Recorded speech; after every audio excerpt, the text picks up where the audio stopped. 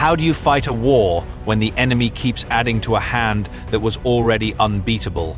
That's the question Iran's generals are asking themselves right now, because something enormous just moved into position, and it changes everything about how this war ends. A third American supercarrier is closing in on Iran, and what it brings with it isn't just more firepower, it's the final piece of a strategic puzzle that the United States has been quietly assembling since the first bombs fell. Iran thought it had one card left to play. As of right now, that card has just been snatched off the table.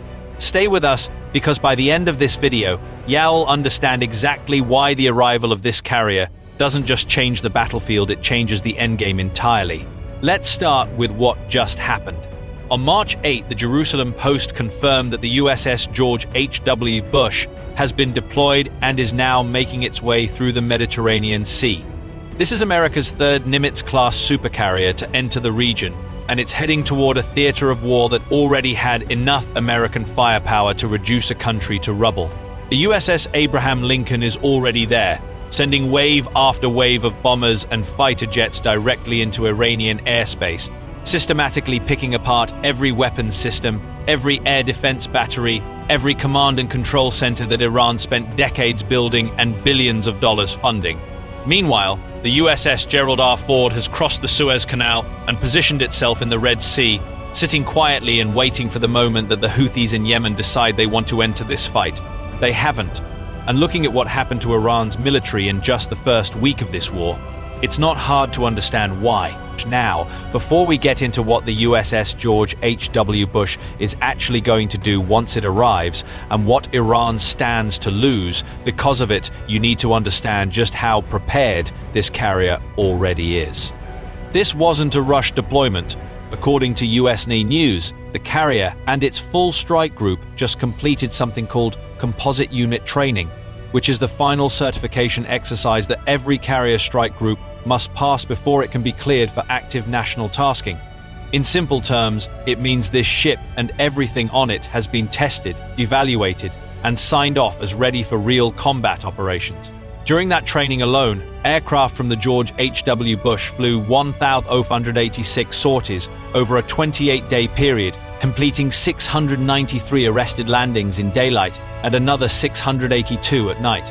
The carrier's commanding officer, Captain Robert Bibow, put it plainly when he said his team is ready for whatever lies ahead, whether that means air superiority, strike missions, electronic warfare, or simply making a presence felt. U.S. fleet forces backed that up by confirming that the carrier group repeatedly demonstrated the accurate and rapid launch and recovery of its air assets. Iran should be paying very close attention to that sentence, because here's what that carrier actually brings with it. The USS George H.W. Bush carries a crew of over It's armed with Raytheon GML's Mk-29 missile launchers capable of firing NATO Sea Sparrow and evolved Sea Sparrow missiles, a pair of Mk-49 guided missile launch systems, and 4 Phalanx close-in weapon systems that can fire at a rate of 4,500 rounds per minute in bursts designed to shred anything that gets too close.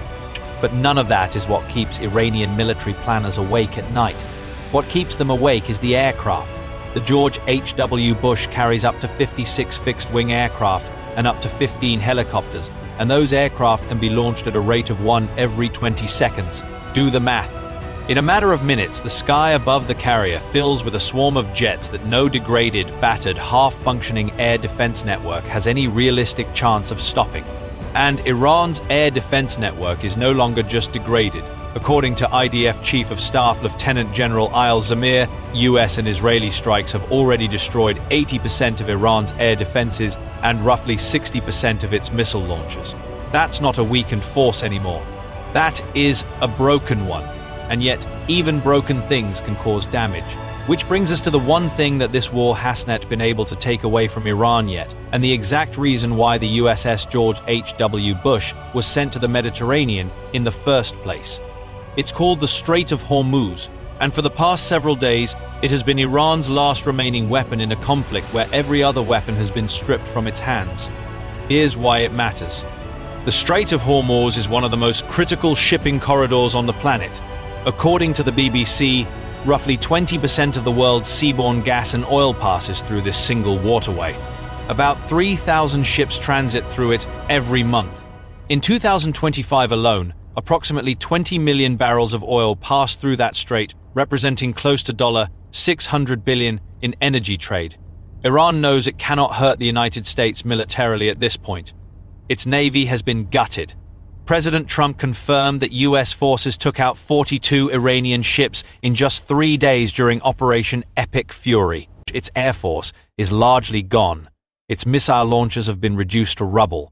But the Strait of Hormuz is only 31 miles wide at its narrowest points, and in that narrow channel, even a broken navy with fast attack boats and drones can create chaos.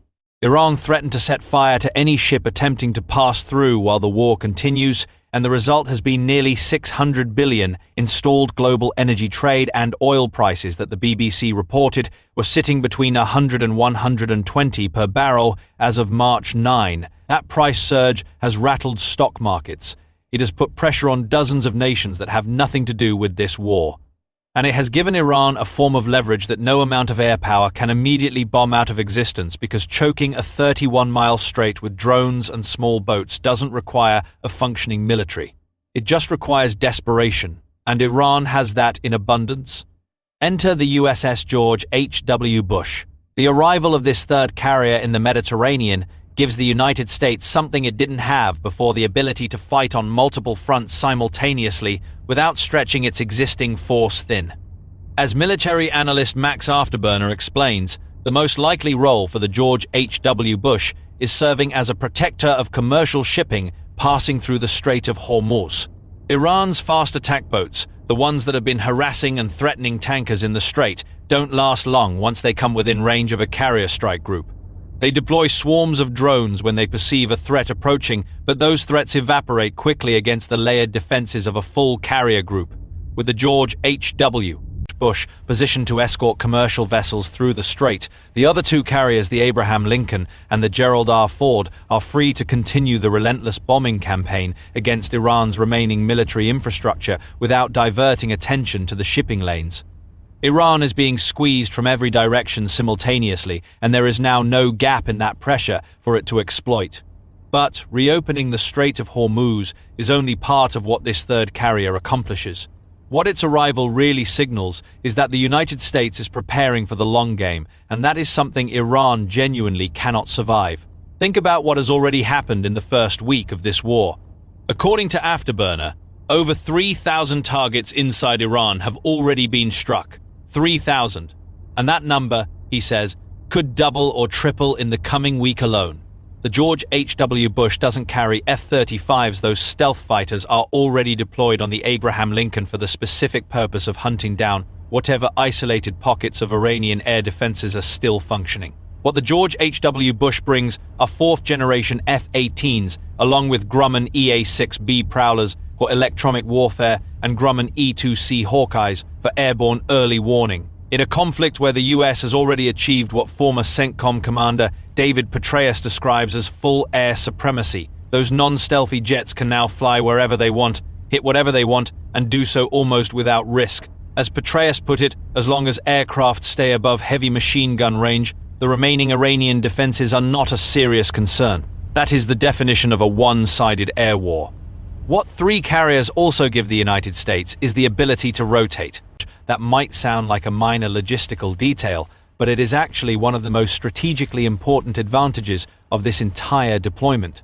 Trump has stated publicly that he expects this conflict to last 4 to 5 weeks, possibly longer. Sustaining that level of air power hundreds of strike missions every single day burns through pilots, burns through maintenance crews, burns through fighter jets that need servicing after every mission. With only 2 carriers, the US would eventually start to feel that pressure.